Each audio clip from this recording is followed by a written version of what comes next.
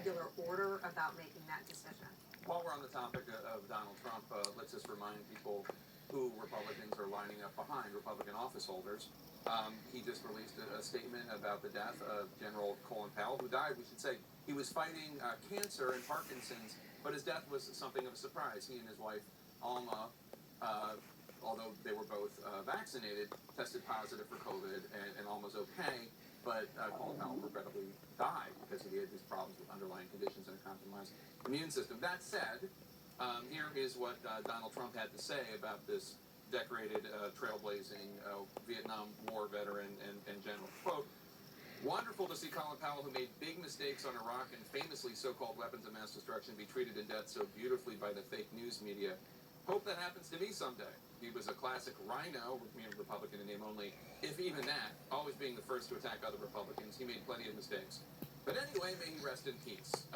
And that was immediately followed by a link to donate money to Donald Trump. It's hardly the first time that Trump has acted this way. He did it to John Dingell. He did it to John McCain.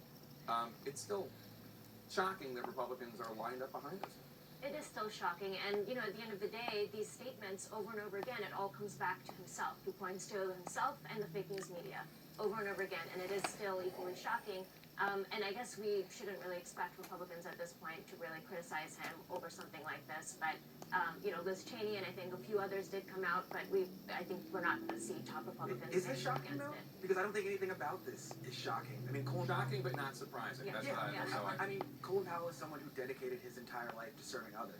Donald Trump is someone who dedicated his life to serving himself. And Colin Powell was the first black chief of staff. Donald Trump is the first twice impeached president. I mean, I don't want to attack Donald Trump personally because that takes it down to his level. But he talked about being remembered. He will be remembered as one of the most graceless people who has ever graced this country. Colin Powell is anything but.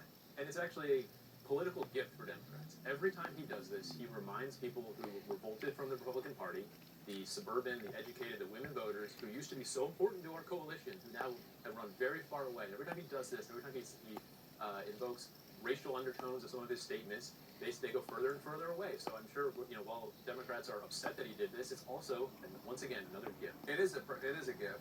Republican Liz Cheney, as you know, one of the few Republicans to speak out about this, calling this in a Wyoming newspaper, saying Trump's comments were pathetic garbage. But again, there's a very hotly contested gubernatorial race in Virginia right now, and I'm sure Glenn Youngkin, the Republican nominee, who put out a very nice statement about Colin Powell, is going to be asked, well, what about this that the leader of your party said? What about this? What about this?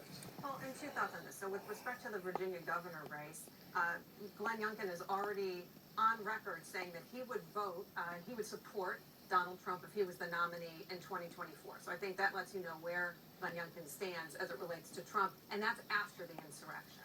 With respect to Colin Powell, as you know, I work in my day job at a national security and defense think tank, and Colin Powell has inspired generations of national security, defense, and foreign policy leaders. And so I just hope, as the continuing conversation over the legacy that he leaves, the more important piece is the legacy that he has left in terms of his lessons of leadership, his inspiration to generations of a more diverse representation in the national security and defense community. And we should just remind people, Trump didn't have to put out a statement about Colin Powell. Obviously, they didn't like each other. Obviously, Colin Powell endorsed Hillary Clinton in 2016 and endorsed Joe Biden in 2020. Obviously, they were not each other's favorite. He could have kept quiet.